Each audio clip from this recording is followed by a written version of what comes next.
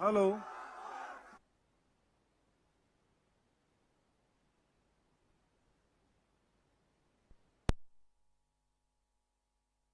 Hello hello hello hello hello hello इसमें आ जाए, इसमें आ रही है। हेलो हेलो आ गया।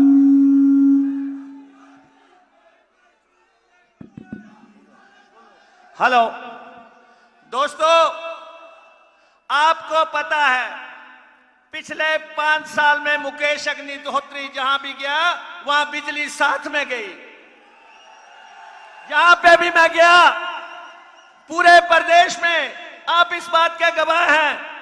और जयराम जी, कांगड़ के इस ग्राउंड से मैं कहना चाहता हूं, 96 घंटे के बाद आपकी बिजली गुल होने जा रही है। आपकी बिजली गुल होने जा रही है। आपको कोई नहीं बचा सकता। और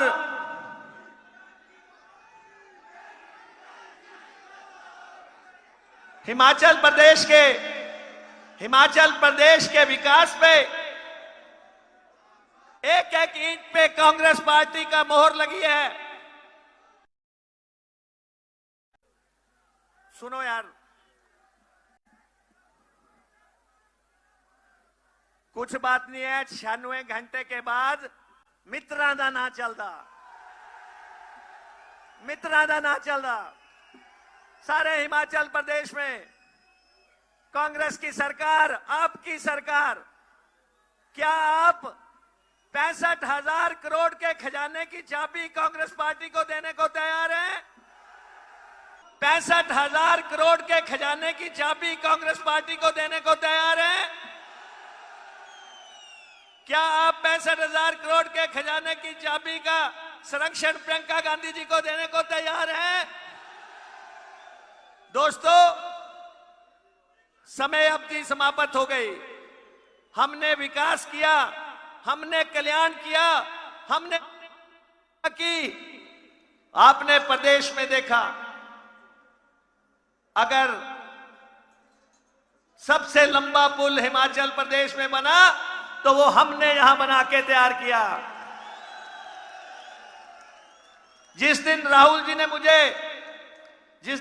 गांधी जी ने मुझे नेता प्रतिपक्ष का जिम्मा दिया था, उस दिन उन्होंने एक ही बात कही थी कि किसी से कोई समझौता नहीं और हिमाचल प्रदेश में सरकार बनानी है। और हमने 5 साल पूरी तपस्या, त्याग और संघर्ष के बाद आज हिमाचल प्रदेश में हम सरकार बनाने जा रहे हैं।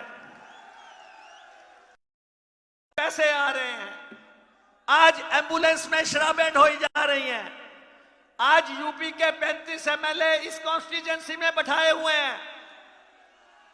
मैं आपसे पूछना चाहता हूं, सारी दुनिया एक तरफ, क्या आप मुकेश अग्निहोत्री के साथ हैं? आपका साथ हमें आगे लेके जाएगा, आपका प्यार हमें आगे लेके जाएगा। और प्रियंका गांधी जी का, आज मैं स्कूल में देख रहा था, स्लो के स्कूल में जहां मैम ने लैंडिंग की, स्कूल की टीचर्स कह रही थी कि इनसे छुड़वाओ, हमारी एक फोटो प्रियंका जी के साथ करवा दो। स्कूल के बच्चे कह रहे थे कि हमारी एक फोटो मैम के साथ करवा दो। और इन्होंने किसको बुलाया था? यहां साथ में योगी को बुलाया था। और उनको अपनी औकात आज पता लग गई होगी कि उनको पता लग गया होगा कि गांधी परिवार, प्रियंका गांधी और योगी में फर्क क्या है। उनको आज पता लग गया होगा, ये हिमाचल की धरती ने बता दिया है। इसलिए मैं बहुत आभारी हूं प्रियंका जी। मुझे मारने का जो भी प्रयास हुआ, जितना भी हुआ, आपने आशीर्वाद दे दिया। मुझे इससे ऊपर कुछ नहीं चाहिए। हमने लड़ाई लड़ी, सिर्फ हमें ये चाहिए था कि मेरी नेता मेरी धरती पे आके तेरे सिर पे हाथ रख दे। इसलिए आप आई और आपने आशीर्वाद दिया। भूपेश बघेल जी आए, शुक्ला जी आए, मेरे चारों साथी तो चुनाव लड़ रहे हैं। आप बता दो,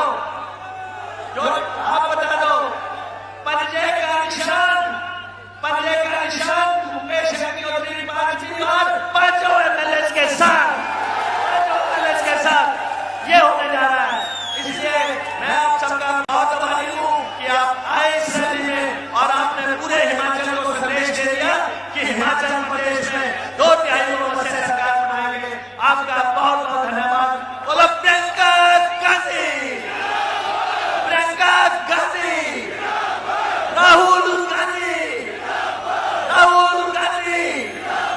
सोनिया गांधी, इंडियन नेशनल कांग्रेस। आपका बहुत बहुत धन्यवाद मुकेश जी। अब मैं बड़े अदब के साथ छत्तीसगढ़ के लोकप्रिय मुख्यमंत्री जिन्होंने हमारी इसी परिचित मांग ओल्ड पेंशन स्कीम को पहले से ही अपने राज्य में लागू किया है, मैं उनको बुलाना चाहूंगा कि आपके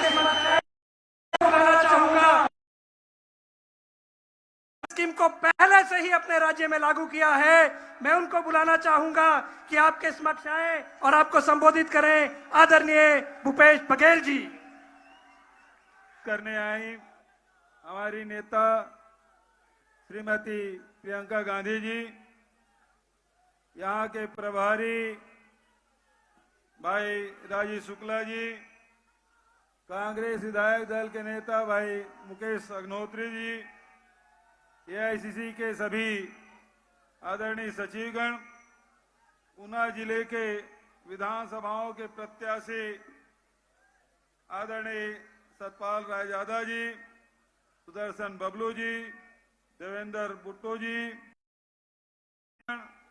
उपस्थित हमारे युवा साथियों, माताओं, बहनों, बुजुर्गों, प्यारे बच्चों और सभी पत्रकार मित्रों,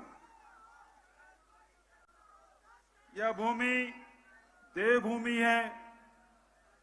ये भूमि माता की भूमि है। ये भूमि गुरु नानक देव के वचनों की पुण्य धरती है।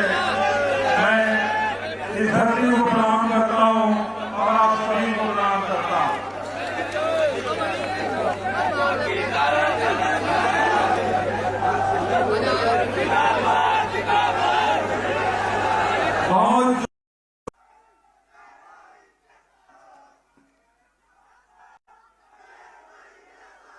बहुत जोश है, बहुत उत्साह है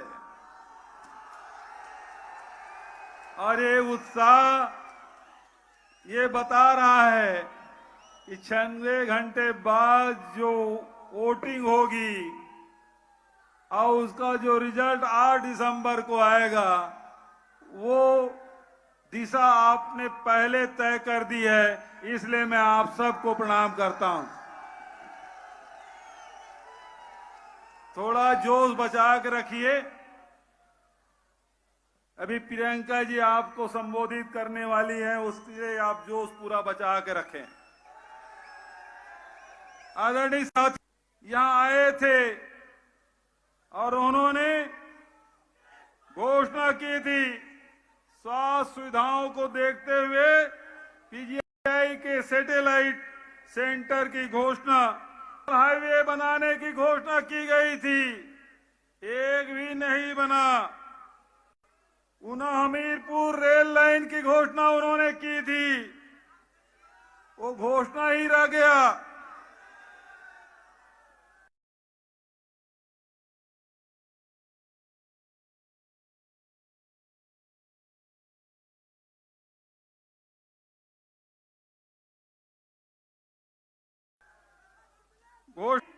खर्चा जरूर 2 गुना हो गया।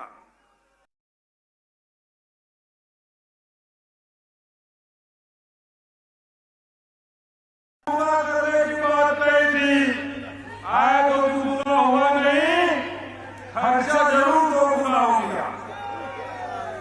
आदरणीय साथियों, अभी एक घोषणा भी आया, मैं रास्ते में देख रहा था प्रियंका जी के साथ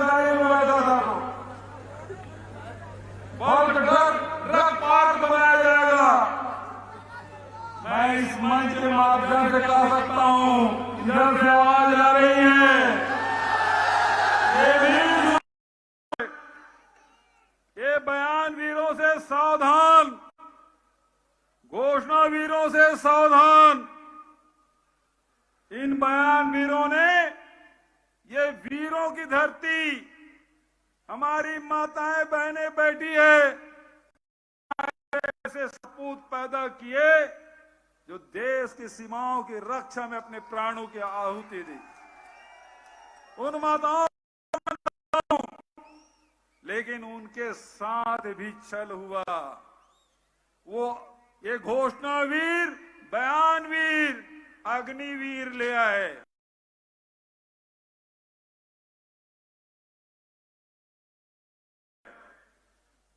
ये आपके साथ धोखा है। उनके भविष्य के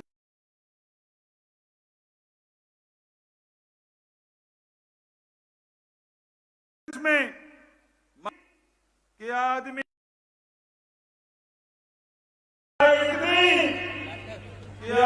अपना क्या करें क्या न करें। 100 रुपया पेट्रोल, 1100 से पार गैस सिलेंडर, डीजल के भाव भी 100 रुपये के पास, रासायनिक खाद का कीमत आसमान छुआ है। और वहीं कचे कुचे में वो जीएसटी लगाए किसने? पहले तो किसी यंत्र में लगाए थे, फिर दवाइयों में लगाए, अब तो आटे में भी लग गया, पराठे में भी लग गया। कोई चीज नहीं छुड़ा है जिससे लोग जीएसटी नहीं लगाए हैं। महंगाई की मार और दूसरे तरफ नौजवानों के लिए बेरोजगारी। कहां 2 करोड़ लोगों को रोजगार देने की बात कही, लेकिन इसी हिमाचल में सारे पद खाली हैं, भर्ती नहीं हो रही है, भर्ती हो भी रही है तो उसमें भी घोटाला हो रहा है।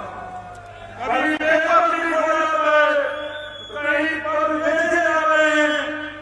इस प्रकार की स्थिति इस पूरे प्रदेश में कांग्रेस से, इसीलिए कांग्रेस हमेशा जनता को ताकतवर बनाने का काम, जनता को अधिकार बनाने का काम, और अभी जो घोषणा पत्र जारी किया गया है, सोनिया प्रियंका जी ने 10 गारंटी आपको दी है। वो 10 गारंटी में हिमाचल की जनता के आय में वृद्धि करने वाली है। वो महिलाओं को 1500 रुपये देने की बात हो, चाहे 1 लाख लोगों को पक्की नौकरी देने की बात हो, 5 लाख लोगों को रोजगार देने की बात हो, चाहे हमारे कर्मचारियों को भविष्य की चिंता करते हुए ओपीएस लगाने की बात हो, ये सब इस घोषणा पत्र में शामिल है। आदरणीय साथियों, जब हम ये घोषणा पत्र लाए तब भारतीय जनता पार्टी कहती है पैसा कहां से आएगा।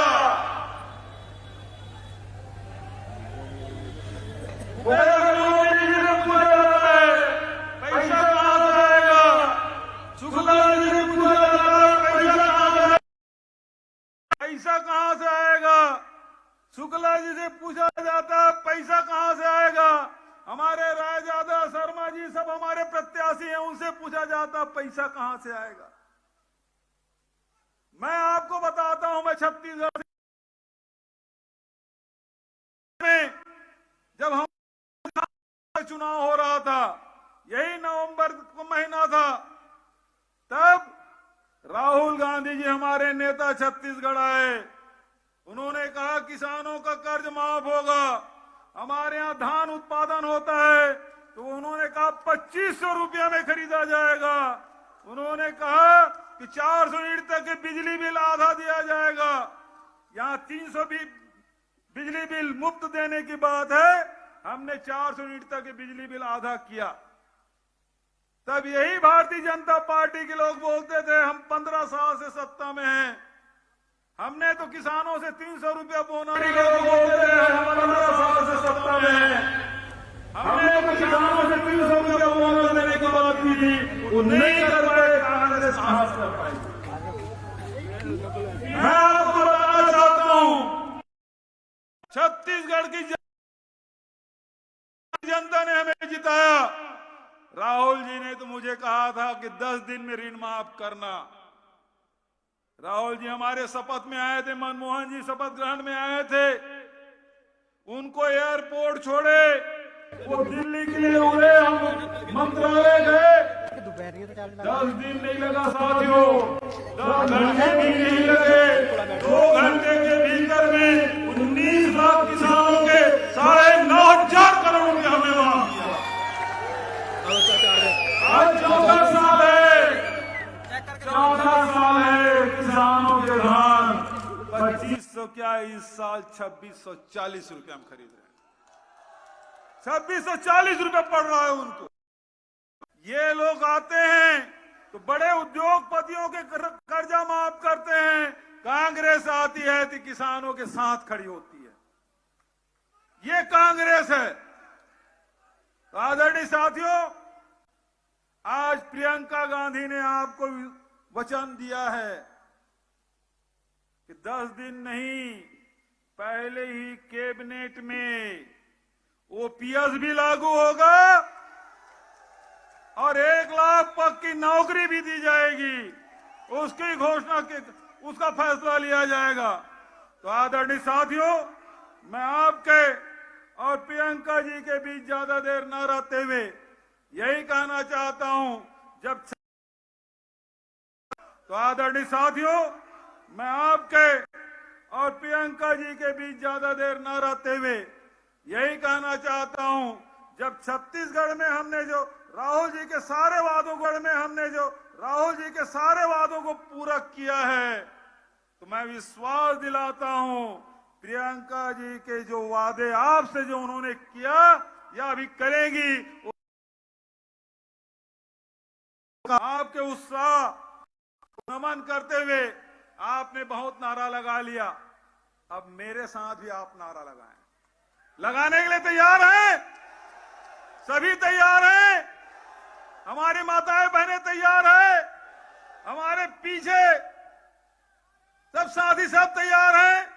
इधर नौजवान साथी, इधर मेरे दोस्त सब तैयार हैं? तो नारा लगाइए, कांग्रेस पार्टी गांधी।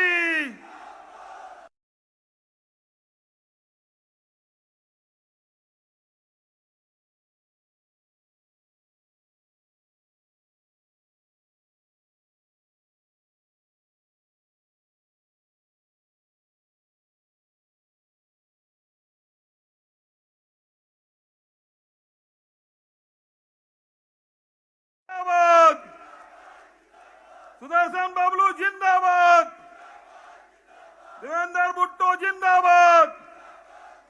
और बहुत नौजवान साथी हमारे चैतन्य शर्मा जी, चैतन्य प्रियंका जी को आमंत्रित करता हूं। प्रियंका गांधी जिंदाबाद, प्रियंका गांधी जिंदाबाद, प्रियंका गांधी जिंदाबाद। धन्यवाद। जय हिंद, जय हिमाचल।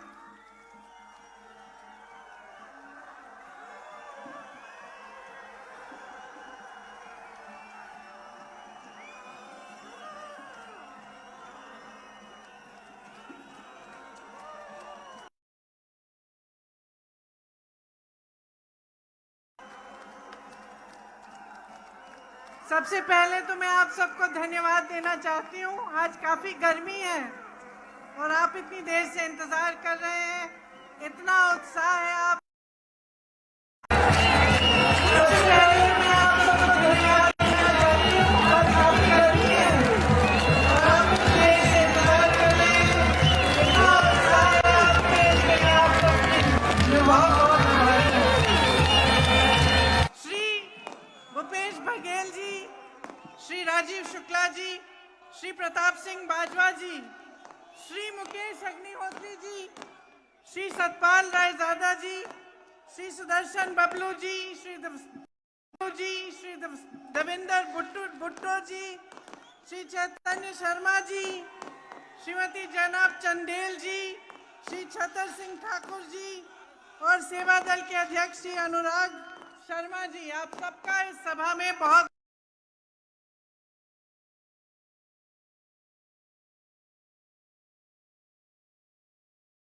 धरती है, गुरु नानक की धरती है, गुरु नानक देव जी के वंशजों ने इसे बाबा बेदी जी ने, बाबा रुद्रानंद जी की तप स्थली है ये, बाबा बालजी महाराज की तपोभूमि है। इस धरती ने, जिसे देवी देवताओं की, संतों की धरती कहते हैं, इस धरती ने आपको एक बहुत बड़ी परंपरा दी। इस धरती ने आपको एक बहुत बड़ी परंपरा दी है, सच्चाई को परखने की परंपरा। संत महात्मा क्या कहते थे कि अपनी जीवन की सच्चाई समझो, अपनी परिस्थितियों को समझो और सत्य के रास्ते पर चलो। यही आपकी पुरानी परंपरा है। जो गलत है, जो सच है,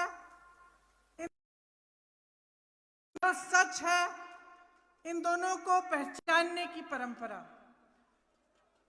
तो आज ये मौका आ गया है, चुनाव है, लेकिन हर 5 साल चुनाव आता है।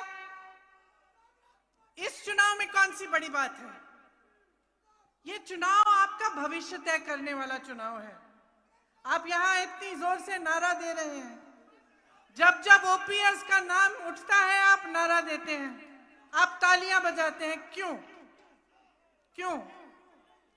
क्योंकि ये आपकी मांग है, ये आपकी मांग है जो ठुकराई जा रही है।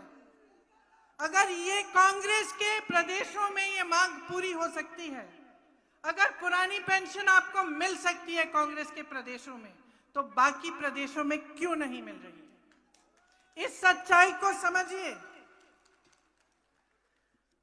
बीजेपी, भाजपा आपके प्रदेश में 5 साल से राज कर रही है।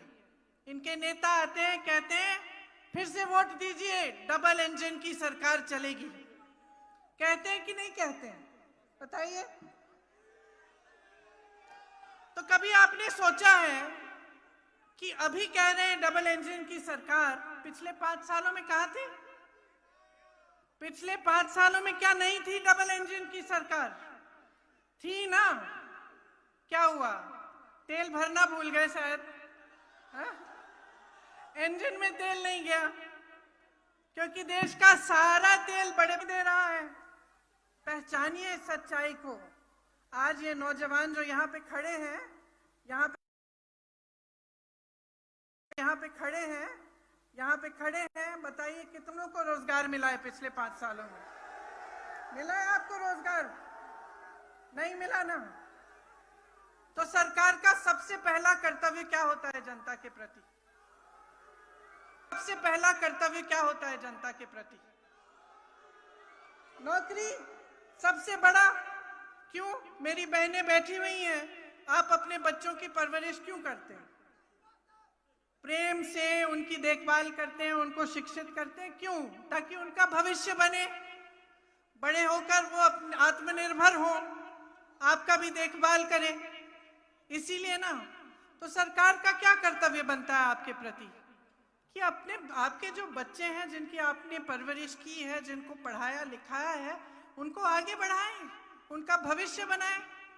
लेकिन ये भाजपा की सरकार जो 5 सालों के लिए यहां चल रही है, केंद्र में भी है, तमाम साधन है इनके पास, लेकिन इनके राज्य में 63,000 पद खाली हैं, 63,000 रोजगार नौकरियां खाली हैं। यहाँ इसी सभा में हजारों युवा मुझे दिख रहे हैं जिनको रोजगार नहीं मिला। क्यों नहीं दिया आपको? खाली क्यों रखे हैं ये पद?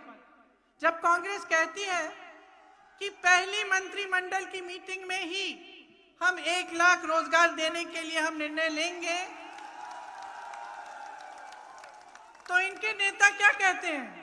कहते हैं कि ये हो ही नहीं सकता, हो ही नहीं सकता। अच्छा, तो फिर छत्तीसगढ़ में कांग्रेस की सरकार ने कैसे कर डाला? आज छत्तीसगढ़ में सबसे कम बेरोजगारी की दर है। कैसे? क्योंकि हमारी सरकार ने 5 लाख रोजगार दिए 3 सालों में। राजस्थान में कांग्रेस की सरकार है, 1,30,000 नौकरियां दी हैं और यहां 63,000 पद खाली पड़े हैं।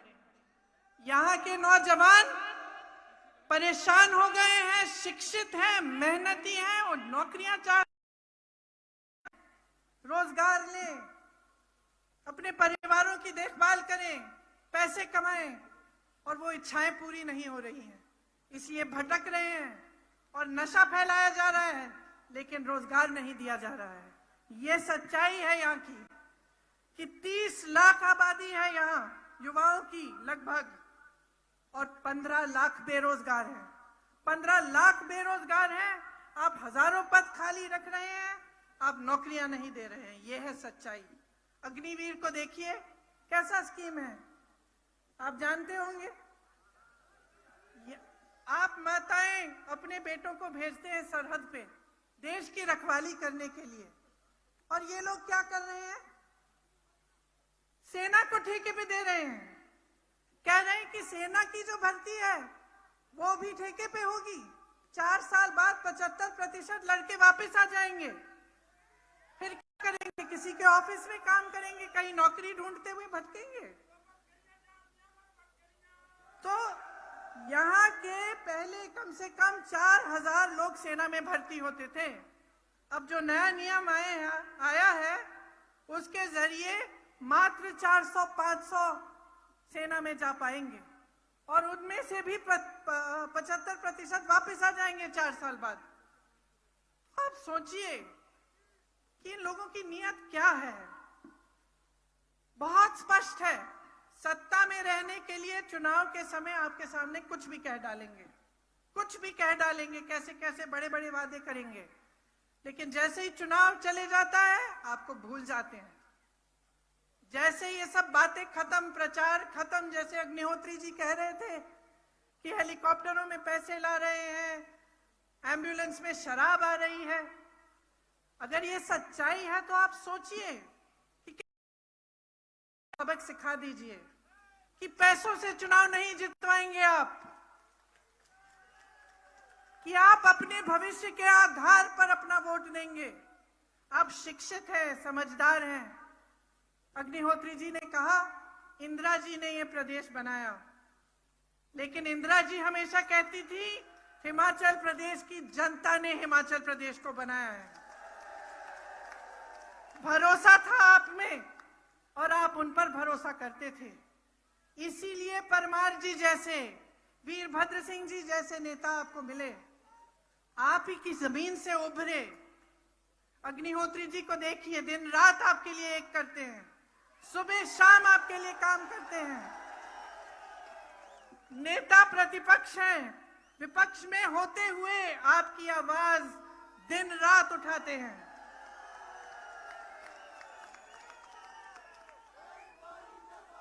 और भाजपा के नेताओं को देखिए, यहां इस धरती पर आकर क्या कहते हैं, झूठे वादे करते हैं और आपसे कहते हैं कि दवाई बार बार बदलने से बीमारी नहीं छूटती। कौन बीमार है भाई?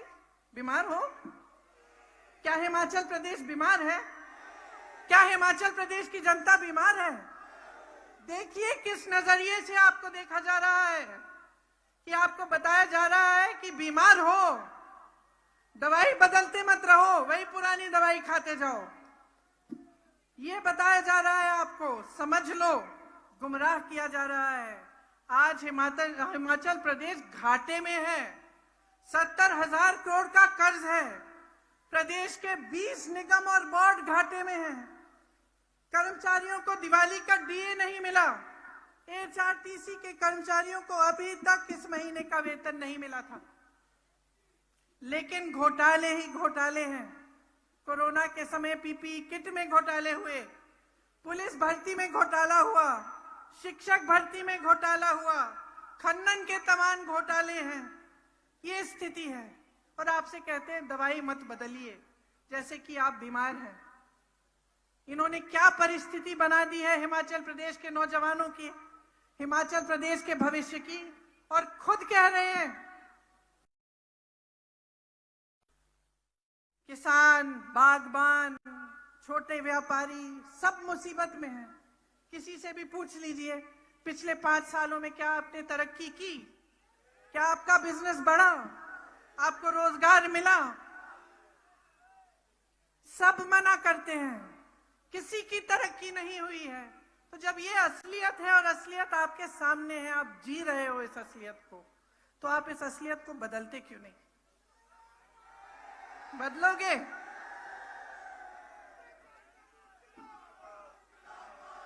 ये प्रदेश आपने बनाया है, आपने बनाया अपनी मेहनत से। यहां तमाम बच्चे शिक्षित हैं, महिलाएं शिक्षित हैं, आगे बढ़ना चाहती हैं, युवा आगे बढ़ना चाहते हैं, लेकिन इन लोगों ने गलत निर्णय लेकर इस प्रदेश को बिगाड़ने के अलावा कुछ ठोस काम नहीं किया है। डबल इंजन की सिर्फ बातें हैं, आगे बढ़ाने की कोई बात नहीं है।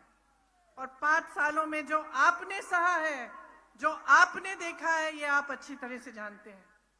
तो मैं यहां खड़े होकर आपको झूठे वादे नहीं करना चाहती, आपको झूठे वादे नहीं करना चाहती। मैं आपको सिर्फ एक चीज कहना चाहती हूं, अपने अनुभव पर उतरो। आपने क्या देखा है 5 सालों में? क्या आपने ऐसे नेता देखे हैं कि आपके घर आके आपकी परेशानियों को समझे? आप ओपीएस ओपीएस ओपीएस चिल्ला चिल्ला कर थक गए, किसी ने सुनवाई की आपकी? ये कितनी गहरी समस्या है, मैं जानती हूं, उत्तर प्रदेश में काम करती हूं, कि जीवन भर आपको पेंशन मिलेगा, आपकी सुरक्षा होगी, वरना आप प्राइवेट में ले लेते। तो जब इतनी गहरी समस्या है, आप 5 सालों से कह रहे हैं, 10 सालों से कह रहे हैं, कोई सुन नहीं रहा है। ये स्थिति है। क्या मिला आपको? हाँ, ये सच है कि बड़े बड़े हिमाचल से बड़े बड़े नेता बने भाजपा में, अपनी तरक्की की। क्या प्रदेश की तरक्की की? आज अगर फसल का दाम किसान मांग, अपनी तरक्की की। क्या प्रदेश की तरक्की की? आज अगर फसल का दाम किसान मांगता है हिमाचल का, उसको मिलता है? कौन तय कर रहा है? कौन तय कर रहा है फसल का दाम? बड़े बड़े उद्योगपति। मैंने कहा, सारा देश का तेल उनके इंजन में जा रहा है। रोजगार कहां से आते हैं? जो पीएसयू थे, जिससे तमाम रोजगार मिलता था, किसको बेच दिए? अपने बड़े बड़े उद्योगपति मित्रों को। जो आपकी संपत्ति है, देश की संपत्ति है, वो उनको बेच दिया। आज अगर आपके फसल का दाम तय करते हैं तो वो करते हैं, किसान नहीं करता है। तो आप समझिए, बार बार मैं सिर्फ यही आग्रह करती हूं, शिक्षित हो, समझदार हो, बहुत विवेक है आप में। जो संघर्ष में जीवन आपका है, किसी नेता का नहीं है, गलतफहमी में मत होना, किसी नेता का नहीं है। सब नेता आराम में रहते हैं। 5 साल बाद अगर बदलोगे नहीं ना, तो आराम करते रहेंगे, आपको भूल जाएंगे। यही होती, ये देखिए, सत्ता में होने से अहंकार बहुत होता है, आप जानते हैं। तो अगर बदलाव नहीं लाओगे तो वही 5 साल जो आपने भुगते हैं, उससे बुरा भुगतोगे 5 सालों में। कांग्रेस के नेताओं को देखो क्या क्या किया। परमार जी ने कितना काम किया हिमाचल के लिए। वीरभद्र सिंह जी ने शिक्षा के संस्थानों का जाल बिछाया। इंदिरा जी की मदद के साथ यहाँ पे जब हिमाचल प्रदेश बना, तो आप सबको आगे बढ़ाने की पूरी कोशिशें हुई। चाहे यहाँ IIIT लगा, चाहे तमाम संस्थाएं बनाई गई, चाहे अस्पताल हो, चाहे कुछ भी हो, तमाम काम। आपने पुल का जिक्र किया, सबसे बड़ा पुल, सबसे लंबा पुल, वो भी कांग्रेस के नेताओं ने बनवाया।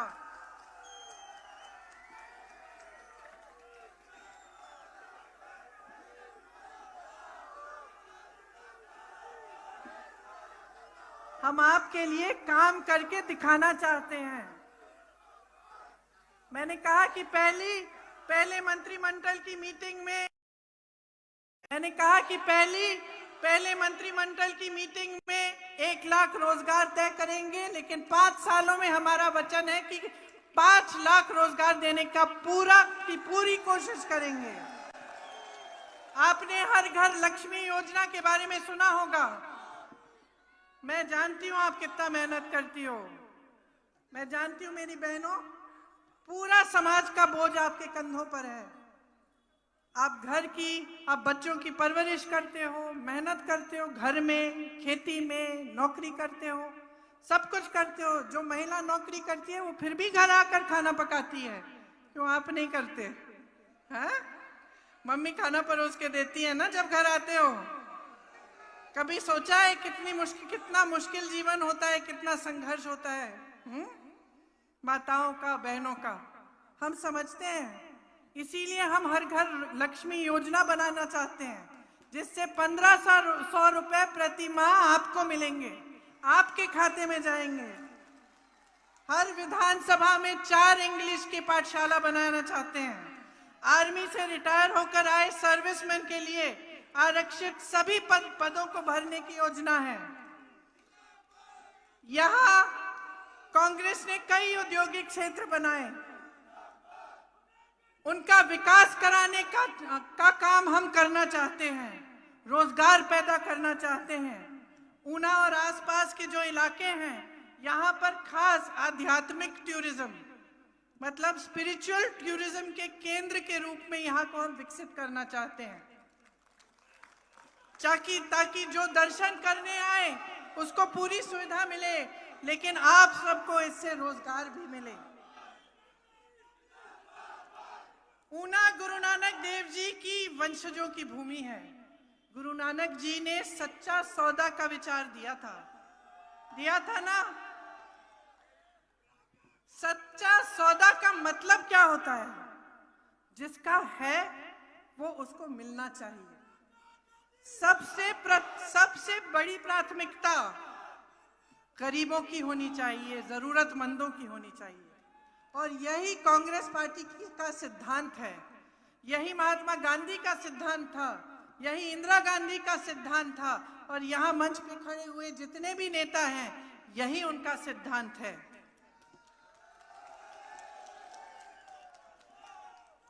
यहाँ पे जितने भी कार्य किए गए इसी सिद्धांत के जरिए किए गए। फूड पार्क, यहाँ पे जितने भी कार्य किए गए इसी सिद्धांत के जरिए किए गए। फूड पार्क बना, पंडोगा, बाथड़ी जैसे औद्योगिक क्षेत्र बनाए, सिविल हॉस्पिटल बनाया। मैंने पहले कहा triple IT, lift irrigation system से यहाँ पानी की समस्या दूर की गई। ये इन्हीं सिद्धांतों के जरिए, इन्हीं की वजह से ये सब काम हुआ। तो आप ही पहचानिए, बहनों पहचान लो। मैं पंजाब में जब प्रचार करने गई थी तो मैंने कहा था, जब लड़की के लिए दूल्हा ढूंढना पड़ता है तो सबसे पहले जब घर में जाते हैं उसको देखते हैं तो हम क्या देखते हैं? उसकी नीयत क्या है? अच्छा लड़का है, सही नीयत है कि नहीं, यही देखते हैं ना। तो इसी तरह से अपने नेताओं में और अब जो जितने भी राजनीतिक दल हैं उनमें पहले नीयत देखिए, नीयत क्या है।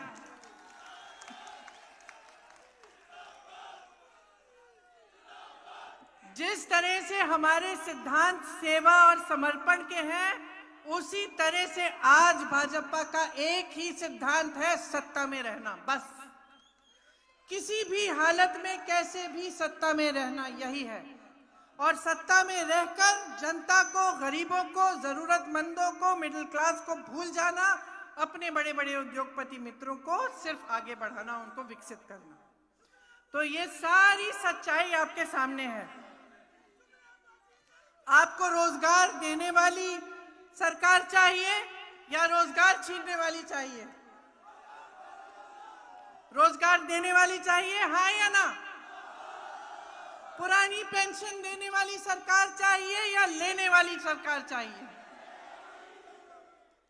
महंगाई घटाने वाली सरकार चाहिए या महंगाई बढ़ाने वाली सरकार चाहिए? आपको ऐसी सरकार चाहिए जो आपकी कमर तोड़े, जीएसटी थोपे आप पर, या आपको राहत दे, आपको मदद करे? जो कांग्रेस के नेता कहते हैं, ज्यादातर करके दिखाते हैं। यहाँ बघेल जी खड़े हैं, इनके प्रदेश में जैसे मैंने कहा पुराना पेंशन आज लागू है। इस आधार पर कह रहे हैं हम। हाँ, 5 लाख रोजगार दिलवाए हैं, इस आधार पर हम कह रहे हैं कि हम हिमाचल प्रदेश में भी देंगे।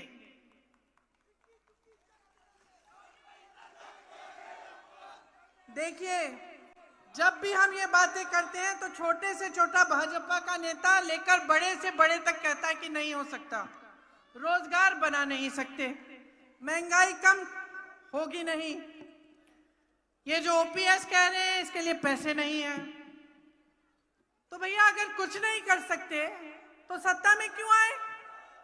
ना आए, फिर फायदा क्या है आपके लिए? अगर ये आपको रोजगार नहीं दे सकते, अपना आपका भविष्य नहीं बना सकते, यहाँ बैठे नौजवानों की मदद नहीं कर सके, इनको विकसित नहीं कर सकते, सड़कें नहीं बनाएंगे, ओपीएस नहीं दिलवा सकते, महंगाई घटा नहीं सकते, तो फिर किस काम के हैं? किस काम के हैं बताइए? फिर इनकी फोटो पोस्टर पे छाप लीजिए, वोट कांग्रेस को दीजिए और खदेड़ दीजिए इनको। बताइए, इस चुनाव में क्या कांग्रेस आ रही है कि नहीं? मेरे साथ कहिए, आ रही है, आ रही है, आ रही है। और इस बार अपने लिए वोट दो, सोच समझकर, अपने विवेक से, अपने भविष्य के लिए, अपने बच्चों के भविष्य के लिए अपने लिए वोट दो। किसी की बातों में गुमराह मत होना। अपने भविष्य को बनाने के लिए, रोजगार दिलवाने के लिए, महंगाई घटाने के लिए, ओपीएस लागू करने के लिए, 1500 रुपए हर माह पाने के लिए वोट दो अपना। कांग्रेस को जिताओ, हिमाचल प्रदेश को जिताओ। जय हिमाचल, जय हिंद, जय हिंद, जय हिंद। धन्यवाद। बहुत बहुत आभार श्रीमती प्रियंका जी का, बहुत बहुत आभार। मैडम, पहली बार इस निचले क्षेत्र में जो ये मर्जर हुआ क्षेत्र हिमाचल प्रदेश में मिला, इससे पहली बार आपके आशीर्वाद से, कांग्रेस आला कमान के आशीर्वाद से विपक्ष का नेता मुकेश अग्निहोत्री जी को बनाया गया, और उसका आज आप देख रहे हैं कि पूरे निचले क्षेत्र में लहर पैदा हो गई है। और आपकी आज की घोषणा के बाद निश्चित रूप से कांग्रेस की सरकार बनेगी। मेरा आग्रह है जिला कांग्रेस कमेटी के अध्यक्ष से राणा रंजीत जी से कि वो आए और श्रीमती प्रियंका गांधी जी का धन्यवाद करें। श्री राणा रंजीत सिंह जी।